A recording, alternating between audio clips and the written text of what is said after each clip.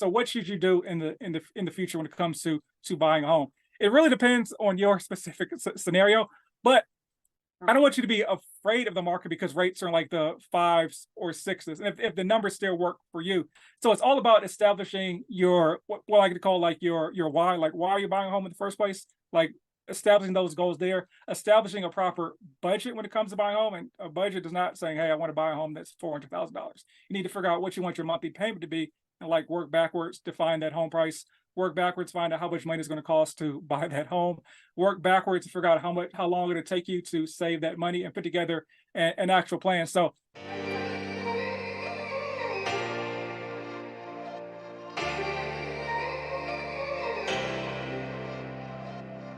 Welcome to the Share the Wealth Show, where minority professionals can learn to escape the racial wealth gap and catapult themselves into abundance. Your host, Nicole Pendergrass, grew her net worth from being negative to multiple six figures. Join her on her investigative mission to expose secret strategies of the wealthy so we can all have the tools needed to build the life and legacy we were created to possess. Now it's time for the show. All right, welcome back, everyone, for another episode of the Share the Wealth Show. This is the show where we discuss strategies on how to build, grow, and protect minority wealth. And today I have Mr. Dave Ball with me here today, and I just can't wait to get into the conversation because I just feel like there's going to be a lot of value for you guys, and I just want to learn some more too. You always can learn. So welcome, Dave. Thank you for agreeing to be on the show today. I really appreciate you coming on. oh, thanks for having me. Thanks for allowing me on your platform. Really appreciate it. Yeah, no problem. So, okay. I'm just going to start off with a random question. Let's go. What is the nicest thing a stranger's ever done for you? Wow, the nicest thing a stranger has ever done for me. That is a good question because I'm kind of a homebody, so I don't get out much. So I'm trying to think of my interactions with strangers. Now you may have stumped me. Nicest thing a stranger has ever done for me. I don't know, I think you've stumped me. I may have to You come know back what? to All right, I may have to come back to that. We'll try another one. We'll try another one. All right. No pressure. No pressure. Some of these, if I don't know ahead of time, I'll be stumped too. All right, another random one. Let's see. Oh, this is super random. All right. If you had to lose one of your five senses, which one would you give up? All right, so we got sight. I gotta see stuff. Hearing. Is hearing that important? Smell, taste, feel. I know there's another sense. That's a good one. So I would maybe give up my sense of taste. I think I would go with that just by default because I like to see stuff. I want to hear what's going on. Touch is important.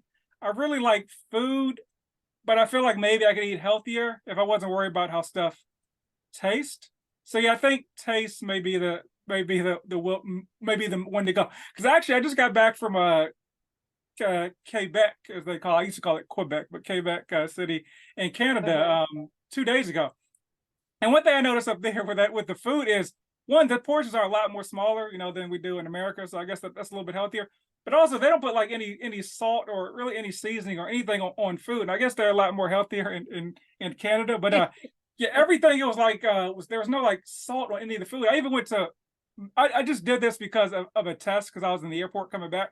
But I went to McDonald's and I got fries from McDonald's to see, do they put salt on the fries in McDonald's? And they do not. So maybe taste like Whoa. yeah, So actually, you know what? That is a new revelation. So everyone else has smaller portion sizes in America. I think that's just a worldwide thing. yeah. But the no salt in McDonald's fries? I'm being a little hyperbolic when I say no salt, but maybe they put about 10% of the salt there's like a small dash, but it's a very noticeable difference in the wow.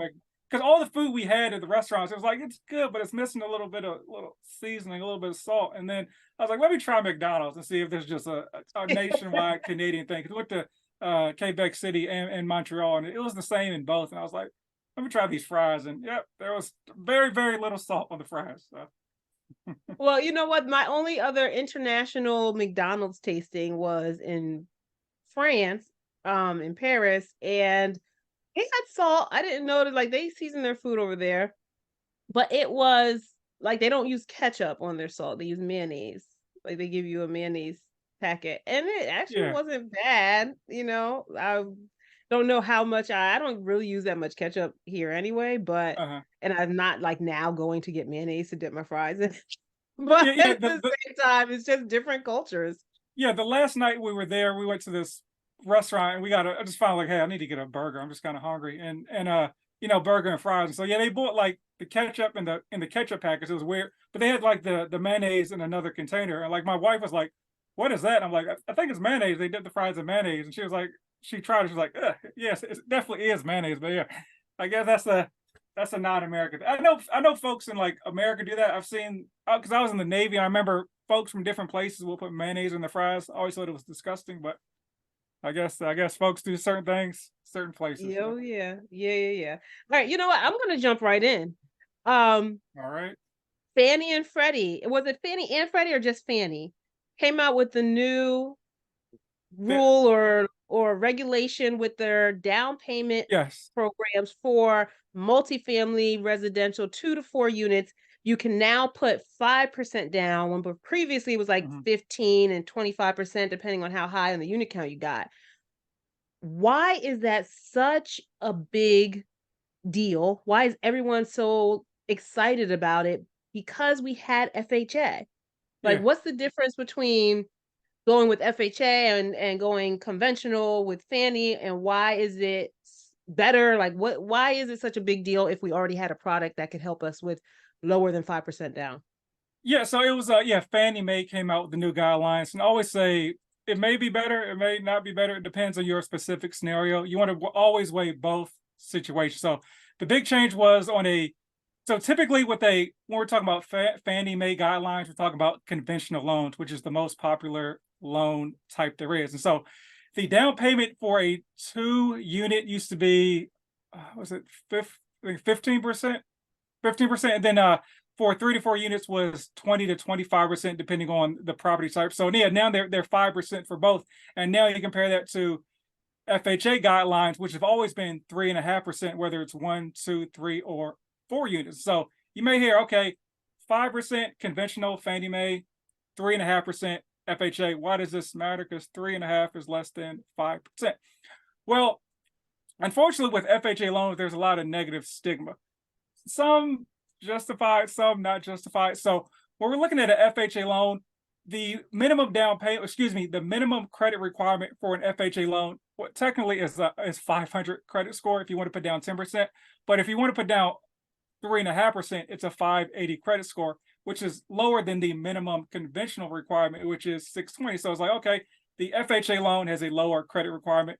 That's great if you have particular credit challenges. However, the perception in the market for FHA loans is negative for that very reason. Like a lot of times folks hear FHA, they think folks poor credit, they think poor credit, financially irresponsible, meaning that they may not be likely to close on the property. And so realtors have a negative stigma about the FHA loan because of that. Also, there's certain things with the FHA loan, such as the appraisal sticks with the FHA loan for 6 months. So like if you go under contract on a property with the FHA loan, but you back out, that appraisal is still stuck to the property for the next 6 months. So if their appraisal comes in, let's say low, and let's say you're like, hey, our home is on sale for 400K. The appraisal comes back at 385. Well, the appraisal is 385 on their property for the next 6 months. And also, when we're talking about an appraisal with an FHA loan, we're talking about the appraisal with an FHA loan. One of the things when it comes to the FHA self-sufficiency, lost my train of thought. The amendatory clause, The amendatory clause says that if the property comes in less than the sales price, that the buyer can back out of the contract at any time and even get back their earnest money. So there's a lot of like negative stigma when it comes to an FHA loan. And essentially, like in this market, like the last 2-3 years, FHA loans have been getting completely ignored if there's other offers on the table. So now you at least have that conventional loan on the table to, maybe go in at that 5% and get your offer accepted from a more likely standpoint than you may have had with FHA, because now you're competing with you have a conventional offer competing with other conventional offers versus an FHA offer, which is essentially looked at as kind of honestly like the bottom of the barrel. It's like kind of like the power rankings are cash, conventional, then FHA down below that, then like your USDAs, VAs, and NACA. So it opens up the field for a lot more people to get their multifamily offer accepted than it would have in the past. Looking to build wealth with real estate? Are you all tapped out on YouTube University and ready to get help tailored to your specific situation and goals? Have you always known that you are a little different from the crowd, that you never liked following the status quo, and that you're just tired of living in mediocrity? You want to build wealth on your own terms outside of Wall Street? Well, then maybe the Microfamily Mavericks Mentorship Program can help with that. It's a community where I handhold you through the process of buying your first small commercial multifamily building, because not everyone is ready for 100 units out the gate. Why multifamily? Because it gives your rental income a hedge against vacancy. Imagine what happens when your single family rental tenant leaves, right? And why commercial 5+ units? Because you have much more control over increasing the building's value in the commercial space, and then in turn, increasing your own net worth. Starting small is a stepping stone to so much more, because then you can tap that equity and buy another building and another and another, and you get the point. So increasing your cash flow and your ability to be job optional along the way. It's all a part of the journey. So if you think big, but you want to start small, and if you know multifamily real estate is the way for you to open the door to building a life of freedom, abundance, and legacy, but you just need someone to guide you step by step, and you want to be surrounded by other people on the same journey, doing the same thing, then just click the link in the show notes to find out a little bit more about the Microfamily Mavericks, and I look forward to potentially seeing you on the inside. So now back to the show. I did not know about the whole appraisal sticking with the property for 6 months. Now that's even if another buyer comes along that is not using FHA. No, that's for another FHA buyer. Yeah, just for an FHA buyer. Yeah, so that FHA appraisal sticks with the property for 6 months. Oh, okay. Well, so I'll just tell a quick story that I started looking for properties in like another house hack. My first purchase was a house hack. And so I was looking for another house hack in the suburbs outside of New York City where I live, right before the pandemic hit, not for pandemic reasons, but because of like my kids going to school and, she was going to be starting pre-K and kindergarten. And I wanted to be in a good school district and not deal with New York City schools. And so once we started looking, like literally the next month, the pandemic hit. Yeah. So it paused everything. Then we kept looking, and probably the next year or so, we were looking. We put in so many offers. We were bidding above ask. Of course, everybody was bidding above ask. We were doing FHA, and not for credit reasons. I have excellent credit, but I just wanted to put 3.5% down. I live in New York City. Who has 20%? Or or even 15% on the duplex? Like I'm not, I'm not doing it. And I have an investor mindset. Like I want to control more property for as little capital as possible. So if I can get away with putting less down, I'm not going to sink 15 or 20% into a property. So none of our FHA are we didn't get anything. I don't know if it was just the price or was because of the FHA stigma that was associated with our offer. But in any case, I think it all worked out for the best. I'm going to just leave the city and at some point soon. Just for whatever reason, like it could be the exact same offer, but if it's conventional and FHA, like it's just that conventional is going to win every time. So yeah, that opens up the doors for a lot more people. Because like you say, putting down 20%, 25%, especially like New York, like that's unattainable for a lot of people. A lot of people. And the PMI drops off on conventional after you get down to 80%, just either through appreciation or from principal pay down. But on FHA, they changed that. So now it no longer falls off and it's there for the life of the loan, which also sucks. You'd have to refinance and incur additional costs to get out. So you might as well just start with that conventional to begin with, because you got to refi it anyways. Yeah, definitely. Okay.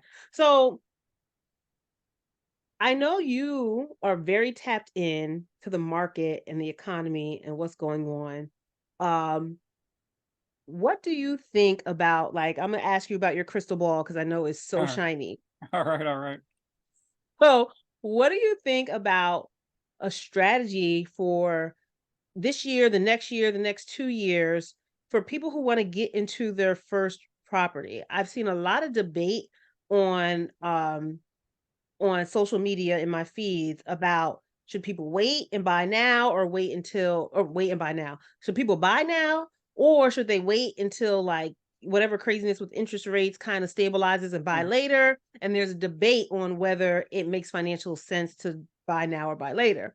But what's your kind of thought on that and what you think is going to happen or a good strategy for people who are looking to buy their first property?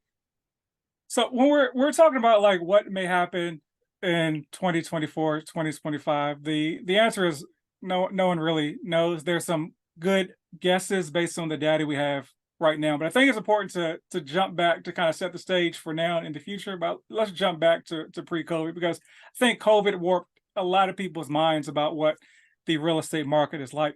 I got into the mortgage industry in 2017, and my first loan was I closed with somebody was like at 5%, right? And so why were rates at 5%? We got to think about like how the banks set their rate. So basically, there's something called the federal funds rate or the benchmark rate, and essentially it's the cost of banks to borrow money set by the Federal Reserve. It doesn't directly impact mortgage rates. It impacts more short-term lending like credit cards and so forth, but it has a impact on the long-term market like treasury market and mortgage rates. So all the way up until like COVID hit, like the cost to borrow money for banks was like between 2% and 2.5%. That's why rates were naturally like 4 to 5%. Nobody was like, oh, the rates are super high. That's just what rates were from basically like 2014 all the way up to like 2019. Then COVID hit, no one kind of knew what was happening with the economy. The Federal Reserve wanted to come in and do something to stimulate the economy, save the economy. So they lowered this benchmark rate all the way down to like 0.25%. So from 2.5% to like 0.25%. That's why you all saw like rates. Hey, I got a 3% rate, I got a 2% rate. You saw all this stuff like money was so cheap and everybody was an expert, whether it's real estate, tour road, and just money was so cheap. Everybody was making air quotes wise financial choices, right? And so that's what happened between like June, or excuse me, like early 2020, all the way up to like June 2022. But also what happened was money was cheap. Folks were just spending money. Stimulus checks were coming. Folks who were in the house. Folks that, were able to keep their job weren't going as many places. People were spending money more freely. Inflation. And so that led to a little bit of inflation. They were real life supply chain constraints that corporations had to like raise their prices because of inflation. And then some corporations just were like, hey, we're just raising our prices and saying it's inflation just because we can. Who's going to know? And like corporations made like record profits. So like in June 2022, inflation peaked at like 9.1%, which is very, very high. I think we all felt that. And so like so Congress put out the mandate to the Federal Reserve to get the inflation back down to like 2%. And so that's why you saw the Federal Reserve then to start to raise rates. Like you may have seen like they raised rates like 11 straight times. Rates were going just up, up, up, up, up, up. And so that's why you guys are seeing rates are kind of high now, because the Federal Reserve is raising rates to kind of slow a lot of the spending that happened in the 2020s, 2021, 2022 timeframe. So right now, what they look at something called like super core inflation, which is inflation minus like energy and food, because those are like the most volatile parts of the inflation metric. And so right now, depending on where you listen to this, inflation is like between like 3.5% and 4%. And once again, they got to get it down to 2%. That is the mandate from Congress for them to do, where we're kind of at in the present day right now. And so now, like I said, going back to COVID, that cost to borrow money was 0.25%. Before COVID, it was 2.5%. And right now, it's at like somewhere between 5 and like 5.25%. That's why right now you see rates in the 7s and 8s. So I want to just kind of set that stage for when we talk about the future and what may happen with rates. So all the information that I've seen is that the Federal Reserve is not going to be able to get that inflation down below like 2 to 2.5%, maybe sometime out to 2024, 2025. And so everything I'm seeing is that interest rates are going to be in the fives, at least out to most likely 2024, 2025. Like the most optimistic, realistic what I've seen from incredible sources, like rates may be down to like 5% by like Q4 2024. So Are you enjoying this episode? Then stop what you're doing right now. Head over to Apple Podcasts and leave us a rating and review. It really helps our show get pushed to more people who are looking for the information that we're sharing here. We have to share the wealth. If you listen to us on YouTube, make sure you like the episode that you're listening to right now and subscribe to our channel. Then share the channel with somebody else. There are people out there looking for the information you're listening to right now. So make sure you share it with someone who you know needs it. Now, back to the show. I wanted to set that stage and say, hey, so what should you do in the future when it comes to buying a home? It really depends on your specific scenario, but I don't want you to be afraid of the market because rates are in like the fives or sixes. And if the numbers still work for you, they still work for you. But if you're waiting for like rates to hit like the 3s and 4% threshold, like something drastically bad would have to happen. Like, Putin may do something, or something bad would have to happen. Like we'd probably have to go to war or COVID or something like that for the Federal Reserve to lower that benchmark rate so drastically again. So we're not going to see rates in like the 3s or 4s not ever again, but for a while. So it's all about establishing your what I like to call like your why. Like, why are you buying a home in the first place? Like establishing those goals there, establishing a proper budget when it comes to buying a home. And a budget is not saying, hey, I want to buy a home that's $400,000. You need to figure out what you want your monthly payment to be and like work backwards to find that home price, work backwards, find out how much money it's going to cost to buy that home, work backwards to figure out how long it'll take you to save that money and put together an actual plan. So that's a long way of me saying it really depends on your specific scenario, but I would not focus on rates being back to the COVID timeframe. But make sure you're establishing goals that are specific to you when it comes to potentially purchasing a home in 2024 or 2025. And I've been talking for a while. I can go in a lot more detail on that if need be, as far as establishing those goals. But yeah, just wanted to set the stage as far as what I think will happen in the future. And also, sorry, last thing is, so most predictions I've seen as far as like where home prices may go in 2024, the next year, the most unoptimistic prediction from Fanny Mae is that home prices may go down about 1.8%. I've seen Morgan Stanley say home prices may drop 2% in 2024. And the most optimistic was Zillow saying that home prices may go up like 6.5% in 2024. So somewhere between that is where home prices may go. But that's my long-winded sort of crystal ball answer. I love it. And Zillow is always optimistic with their home prices. Yeah. So I am not surprised that is their prediction. Of course, they want people to come in there and find homes, have more listings there. Definitely. Oh my goodness. But yeah, I'm an economy kind of nerd. Like I can't spitball everything, but I have been learning more about it, and I can sit and listen to people who are knowledgeable in that and talking about like the money cycle and what's happening and the rates and all that. I can listen to that all day. So that is not a thing for me. But one thing that your talk kind of triggered, and I kick myself, but it's like you don't know what you don't know, and you got to keep moving forward anyway. I had a loan on my first property at 3.85%.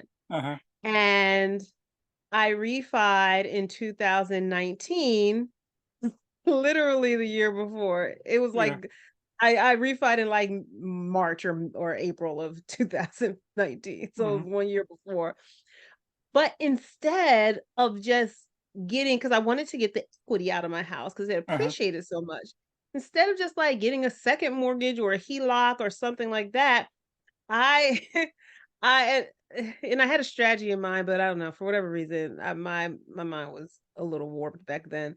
I refinanced my entire mortgage into a first position HELOC.